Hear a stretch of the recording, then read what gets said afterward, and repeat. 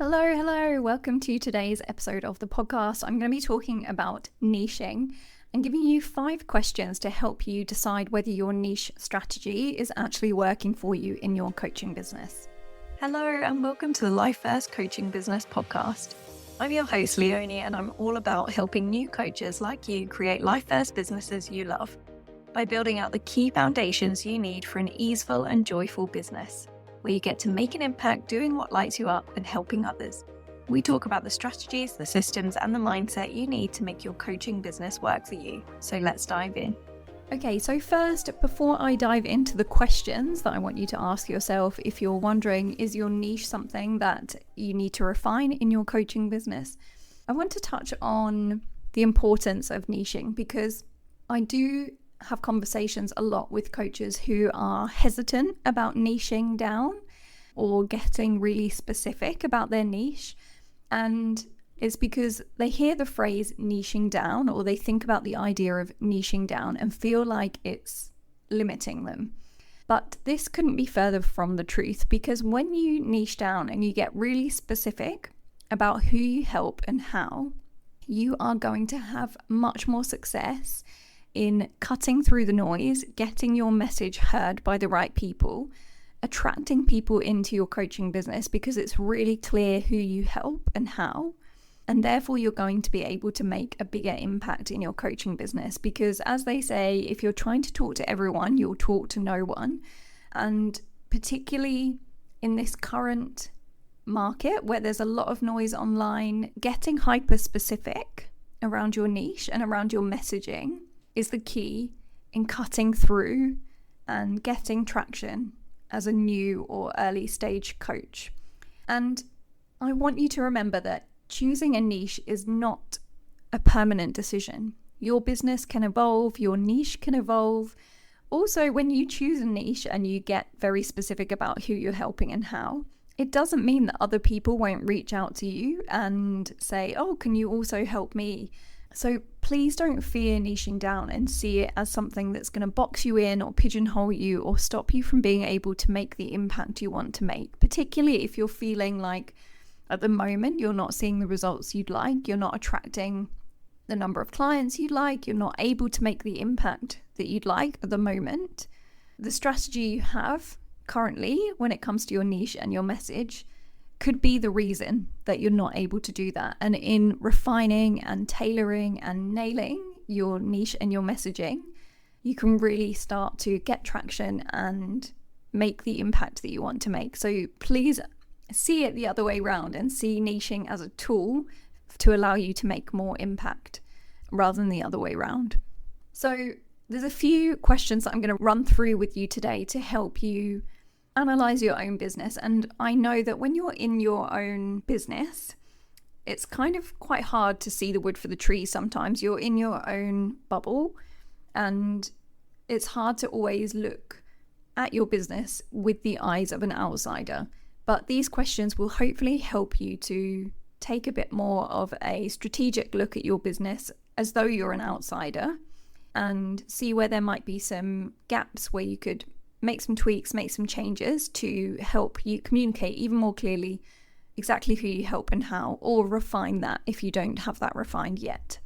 So, number 1, I want you to ask, is your niche so clear that when people land on your business, on your social media, on your website, they can tell within seconds who you help and how? So open up your phone, have a look at your Instagram bio, or open your website and straight away ask yourself, is it instantly clear who I help and how? Because people's attention is fleeting when they're looking at things online, particularly on social media, and you want it to be clear straight away so that when someone lands on your account, you have an I help statement in your Instagram bio or your Facebook bio or LinkedIn, whatever you use. They know straight away whether it's for them. If it's not really clear when people land on your business straight away that it's for them, you can lose the right people. But actually what you want to do is capture the attention of your ideal fit clients, your dream fit clients straight away. So think about what they would need to hear and see for them to say, this is for me. This coach is someone who can help me with the problem I have, or to help me create the transformation I'm looking for in my life, whatever it is for your business and your coaching, try to think, how could you make that crystal clear for someone within the first few seconds of landing on your business page? Okay, so that's question number 1. Now, question number 2. Are you talking about a specific, tangible transformation that people will actually want and care about? So what I'm talking about here is getting specific when it comes to the transformation you are facilitating through your coaching. And tangible and specific is the difference between using phrases like feel your best self, live your happiest life, feel your best, find your purpose. Those are all quite generic terms that don't have any specificity to them. Whereas if you're talking about specific transformations like land your dream job, step into a new career, find the relationship that you've been searching for, have a happier marriage, stop arguing with your partner, sleep through the night, whatever it is, getting really specific over the transformation and communicating in a way that it feels tangible. Because when it's specific, people can see, okay, if I follow this person, this is the kind of result that they could help me achieve, and that's something I want. So ask yourself again, when someone sees my business, whether it's on social media or on my website, or even in a conversation with you at a networking event or in person somewhere, are you communicating clearly the transformation you create for someone so that it feels tangible, it feels specific, and it's something that you know they want? So that's question number 2. Okay, then question number 3, is the problem that you help someone with through your coaching urgent or painful enough for them to want to take action, invest their time, invest their energy, invest their money to solve? So think about the problem that they're walking around with, how they're feeling, and is there any urgency for them to solve this, or is it something that they would quite happily keep delaying? And what does it mean to them in their life? Like how is that manifesting for them? What's it causing? What ripple effects is it causing in their life? And do they feel like that is painful enough that they want to pay to solve it? And you can think of it as, is your solution a nice to have or a must have? Thinking about where your solution sits in terms of their deep desires and their innate human needs. Is it helping them in their relationships? Is it helping them to progress in their career in some way? Is it helping them to improve their health and their well-being so that they can have more safety and security in their life, or more energy to do the things that they really care about? So how is the transformation solving an urgent and painful problem? And is it painful and urgent enough for them to take action, to pay for it, and to put their time and their energy into the coaching relationship in order to solve it? So make sure that you can validate that you can agree that yes, it's painful and urgent enough. I can see evidence that people are paying to have this problem solved or to solve this problem. And think about how you're positioning the transformation in terms of their needs, their desires, and where it's really sitting for them most urgently. And sometimes that might mean, again, clearer about the person, because that problem might feel different to different people, and you want to be making sure that the person who has this problem really wants to solve it and really wants to solve it now. So that was question number 3. Question number 4, ask yourself, am I niching down enough, or are you being too broad and too vague? I talked about at the beginning how narrowing down allows you to cut through the noise and attract your ideal clients and make them feel seen and heard instantly. So ask yourself, is it broad what you're saying? And it doesn't necessarily mean that you need to target a really small group of people, but it's about getting clear on the values of that person, what that person cares about, and therefore that they do want to solve this problem, and then having that tangible outcome from your coaching. Also thinking about what the specific results of that outcome are to your person, because A lot of the time I see coaches talking about the emotional transformation that their clients might have in feeling more confident, feeling happier, feeling more fulfilled. But what are the outer tangible changes in their life? Using specific examples in your content. So if it's confidence that you're talking about, what's the confidence given them in their life? What change have they made to their outer world because of this confidence? Was it the confidence to step into a new career? Was it the confidence to start a new relationship? Was it the confidence to move cities or move countries?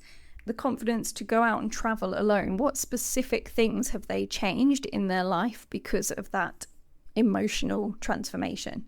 So don't just focus on emotions, focus on outcomes. And then number 5, ask yourself, is the niche that you have chosen aligned with your own passions, your own experiences, and your own expertise? Sometimes we can fall into the trap of going with what feels like it might be right or might be the most successful or might sell the best, but you really want to be focused on something that means something important to you. Finding that overlap between those other things that I've already talked about and your desires, your passions, your expertise, because you can't focus on just one or the other if you want a business that gives you fulfillment, that feels aligned, that lights you up.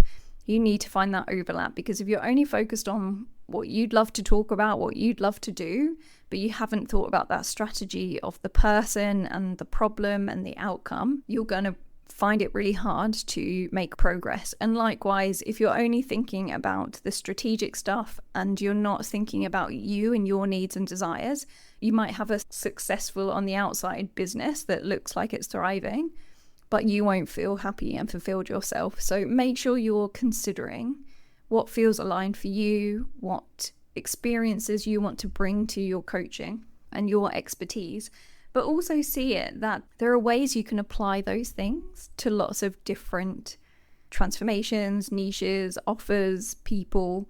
So you could think outside the box if you feel like the thing that you've been focused on so far isn't cutting through.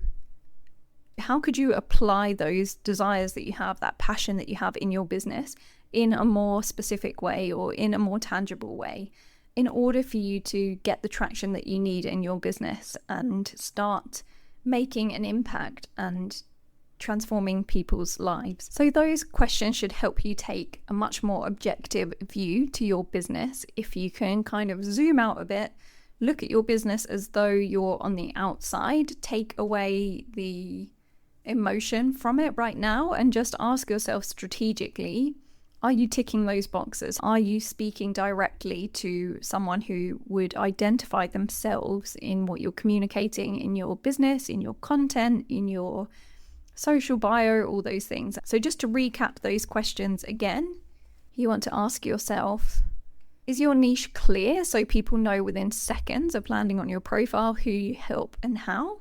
Are you talking about a specific tangible transformation that people will really care about? Is the problem you help something that feels urgent, painful, and specific?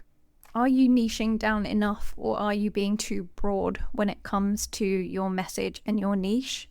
And is your niche aligned with your own passion, expertise, and experience? So take some time to reflect on those things. I hope those 5 questions will help you with that more objective view over your business.